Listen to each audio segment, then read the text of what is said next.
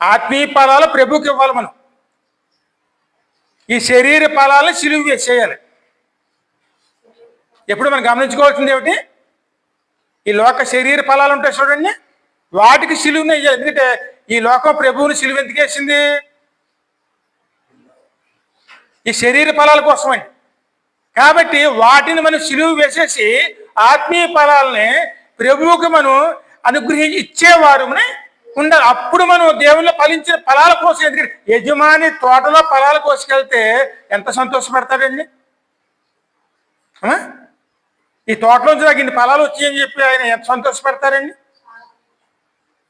కానీ యజమాని ఉత్తి చేతులు తెలిపోతే,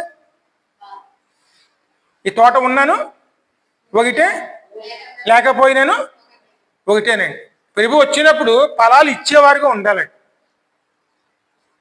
ఎప్పుడు మనం గుర్తుంచుకో